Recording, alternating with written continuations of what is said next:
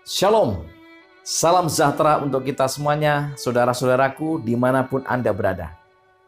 Bertemu kembali bersama dengan saya, Pendeta Daniel Siswanto, dan kita akan melanjutkan pelajaran sekolah sahabat kita.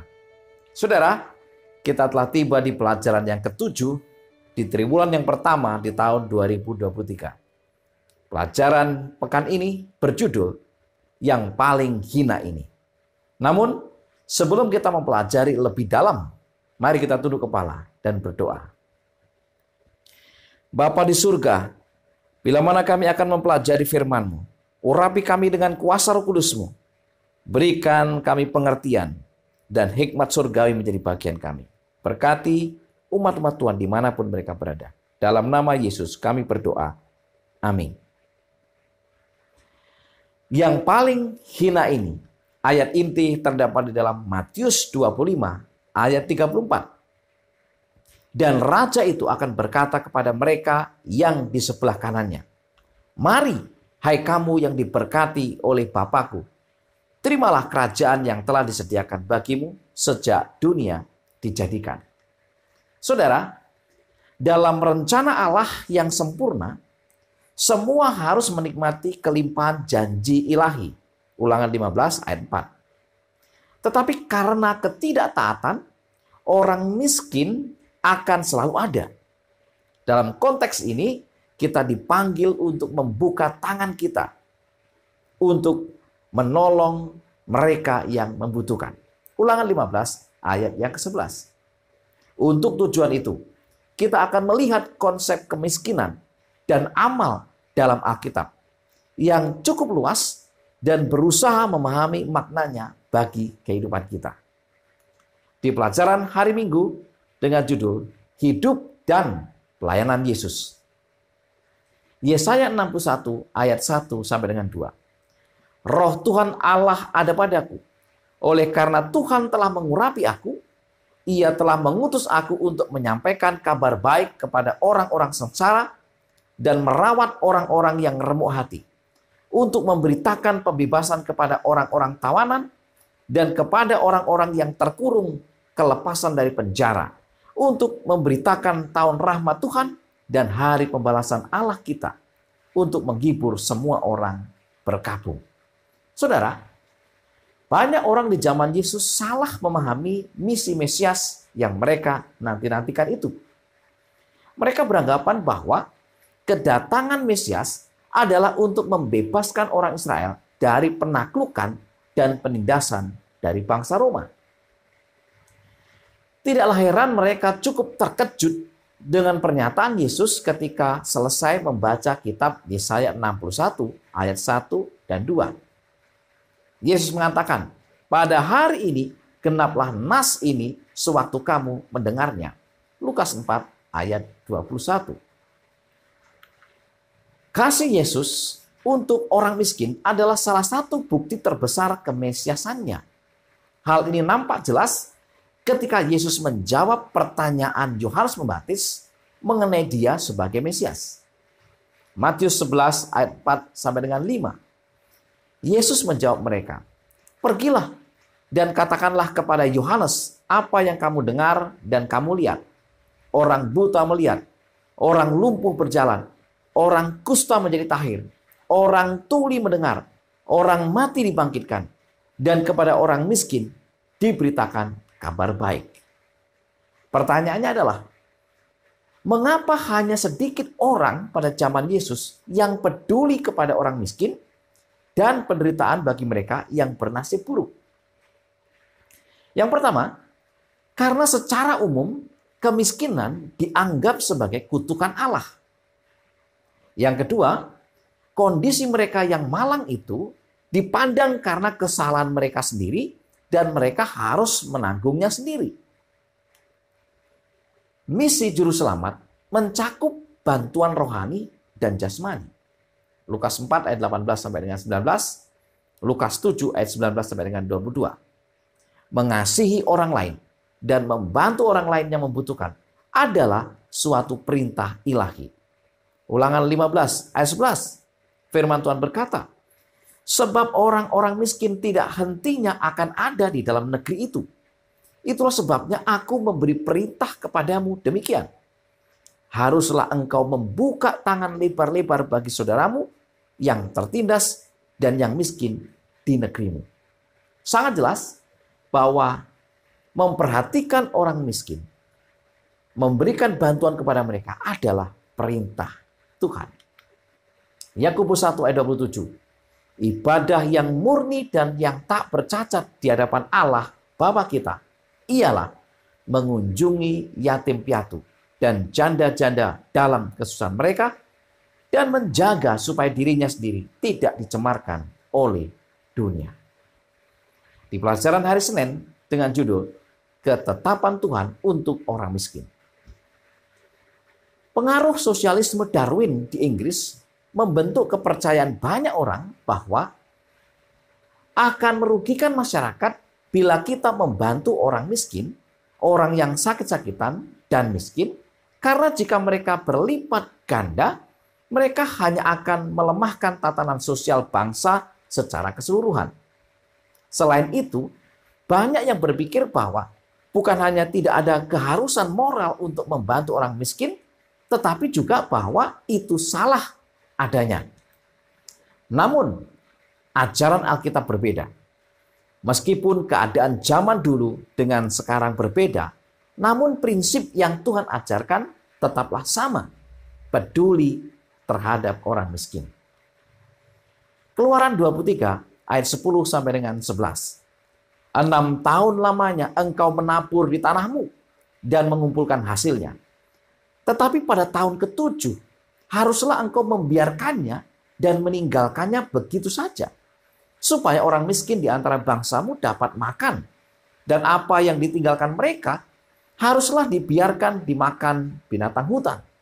Demikian juga kau lakukan dengan kebun anggurmu dan kebun zaitunmu.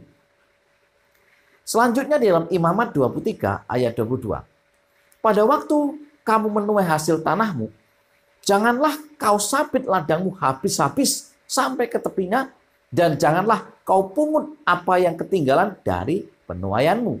Semuanya itu harus kau tinggalkan bagi orang miskin dan bagi orang asing. Akulah Tuhan Allahmu. Ulangan 15 ayat 11.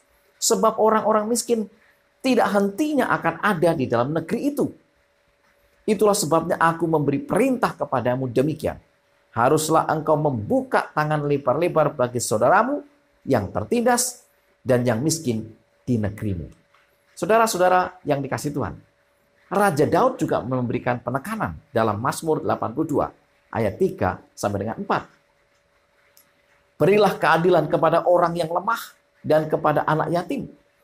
Belalah hak orang sengsara dan orang yang kekurangan. Luputkanlah orang yang lemah dan yang miskin. Lepaskanlah mereka dari tangan orang fasik. Luar biasa. Pernyataan-pernyataan firman Allah ini menegaskan betapa Tuhan memberikan perintah kepada kita untuk memperhatikan orang miskin. Kalau demikian, apakah ada janji Tuhan bagi mereka yang menolong orang yang berkekurangan? Ada. Yang pertama, Amsal 28 ayat 27.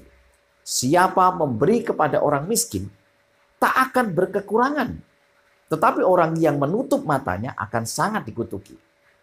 Yang kedua, Amsal 29 ayat 14. Raja yang menghakimi orang lemah dengan adil, tahtanya tetap kokoh untuk selama-lamanya. Dan yang ketiga, Mazmur 41 ayat 2. Berbahagialah orang yang memperhatikan orang lemah. Tuhan akan meluputkan dia pada waktu celaka. Saudara-saudara yang dikasihi Tuhan, Ellen G. White dalam Alfa dan Omega jilid 2 halaman 277 mengatakan, bila engkau membuka pintumu terhadap orang-orang yang berkekurangan dan menderita, engkau sedang menyambut malaikat-malaikat yang tidak kelihatan. Engkau mengundang persahabatan dengan makhluk-makhluk surga. Mereka membawa suatu suasana kegembiraan dan damai yang suci. Mereka datang dengan puji-pujian pada bibir mereka, dan suatu lagu sambutan terdengar di sorga. Setiap perbuatan kemurahan menjelma menjadi musik di sana. Bapa, dari tahtanya menghitung para pekerja yang tidak mementingkan diri di antara hartanya yang paling berharga. Lihat betapa Tuhan memperhatikan setiap hamba-hamba Tuhan yang tidak mementingkan diri, yang peduli kepada orang lain. Di pelajaran hari Selasa dengan judul Orang Muda yang Kaya. 3 Injil sinoptik, Matius 19 ayat 16 sampai dengan 22, Markus 10 ayat 17 sampai dengan 22, Lukas 18 ayat 18 sampai dengan 23. Masing-masing mencatat kisah tentang orang muda yang kaya yang datang kepada Yesus untuk menanyakan cara untuk memperoleh hidup yang kekal. Ia datang dengan penuh semangat, namun ia pergi meninggalkan Yesus dengan amat sedih dan tidak pernah kembali lagi.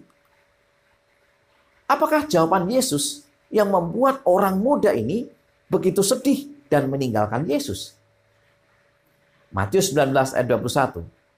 Kata Yesus kepadanya, "Jikalau engkau hendak sempurna, pergilah, jualah segala milikmu dan berikanlah itu kepada orang-orang miskin. Maka engkau akan beroleh harta di surga. Kemudian datanglah kemari dan ikutlah aku." Pertanyaannya adalah, mengapa Yesus memberi jawaban seperti ayat di atas kepada orang muda itu?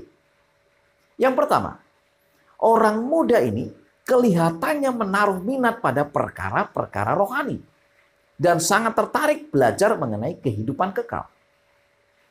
Namun dia juga menaruh minat yang besar pada perkara-perkara duniawi dan dia terpikat oleh hartanya. Yang kedua, meskipun jawaban Yesus mungkin kelihatan berat, namun Yesus tahu bahwa inilah harapan satu-satunya bagi orang muda itu untuk selamat. Karena harta telah menjadi berhala bagi dirinya. Dan yang ketiga, Yesus menaruh minat yang besar untuk keselamatan orang muda ini. Namun, dengan sedih orang muda ini pergi meninggalkan Yesus karena ia sangat kaya dan ini membuktikan betapa besar ia menyembah akan hartanya. Saudara-saudara yang dikasihi Tuhan, kita perlu merenungkan bahwa tidak peduli apapun kekayaan materi dapat berikan kepada kita sekarang, cepat atau lambat, kita semua akan mati dan menghadapi kemungkinan kekekalan. Banyak dari orang kaya itu sendiri telah menemukan bahwa kekayaan mereka tidak memberikan kedamaian dan kebahagiaan yang mereka harapkan. Dan yang ketiga, dalam seluruh catatan sejarah, satu gambaran terbaik betapa kekayaan tidak dapat memuaskan.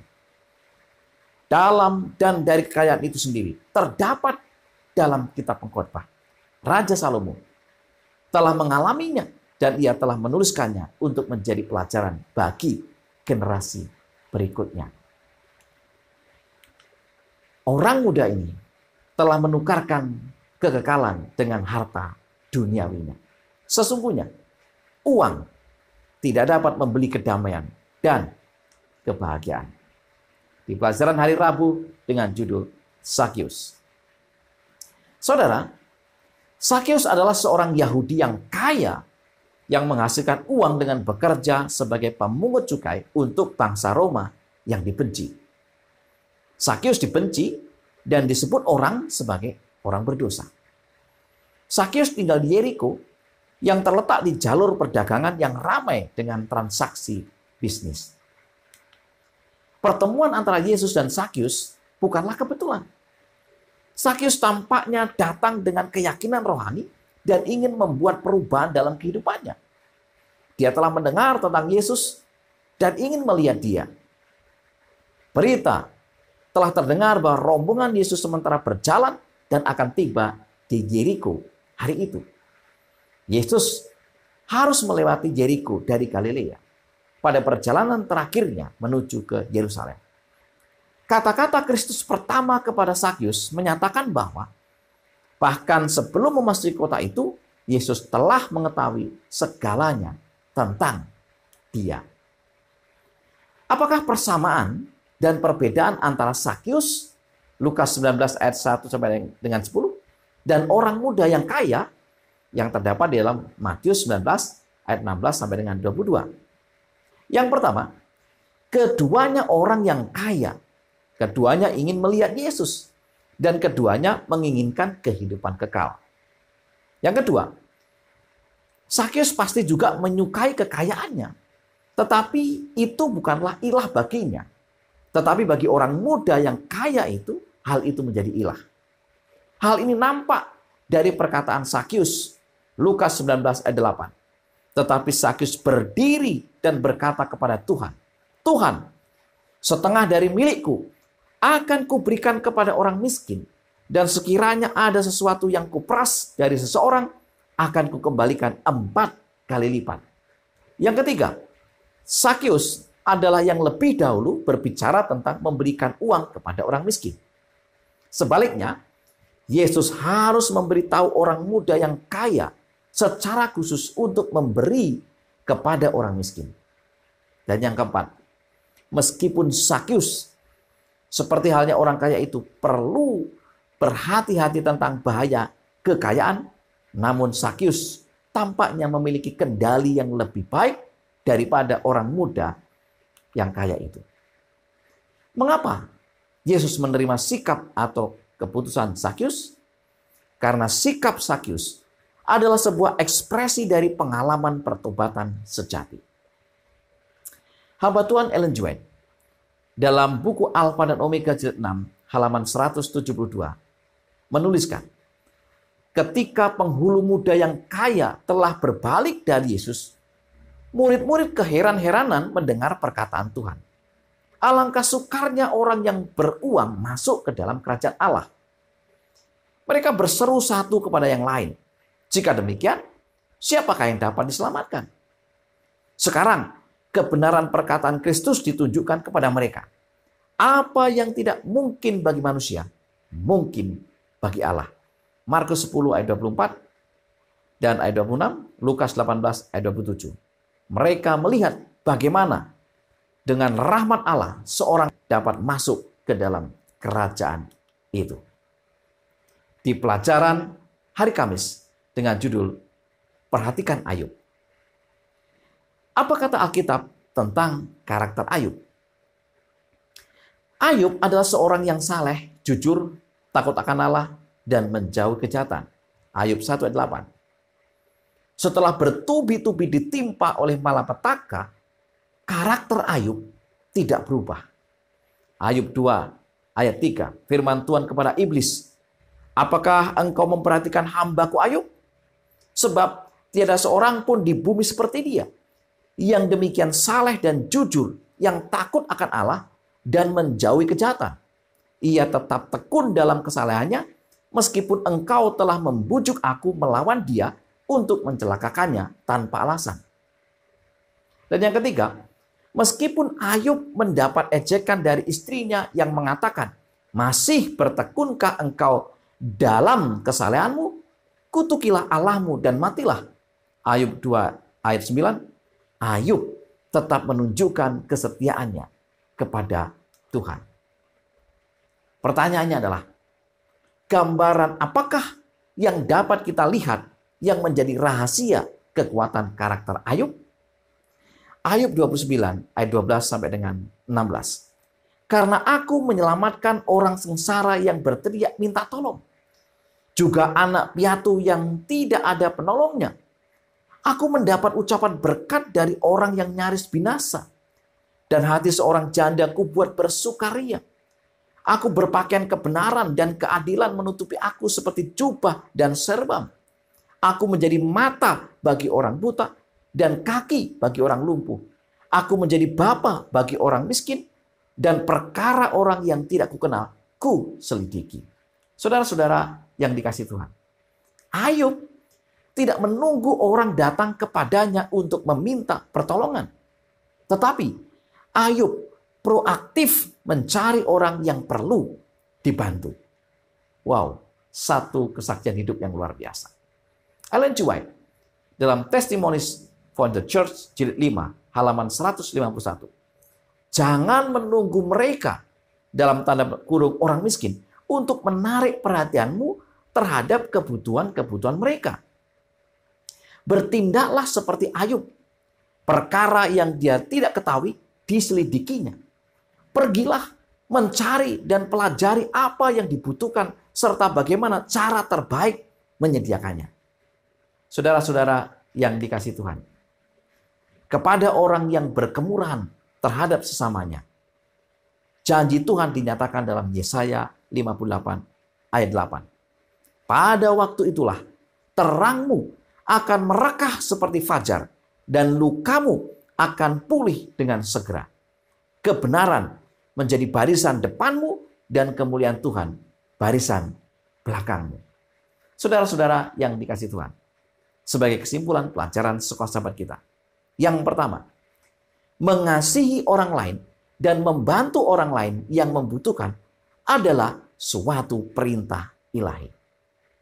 Yang kedua, misi juru selamat mencakup bantuan rohani dan jasmani. Karena itu, Tuhan mengajarkan kita supaya peduli terhadap orang miskin. Yang ketiga, sesungguhnya uang tidak dapat membeli kedamaian dan kebahagiaan. Yang keempat, perubahan sikap Zakius adalah sebuah ekspresi dari pengalaman pertobatan sejati. Dan yang kelima, marilah kita secara proaktif pergi mencari orang yang perlu dibantu, mempelajari apa yang dibutuhkan, dan bagaimana cara terbaik untuk menyediakannya.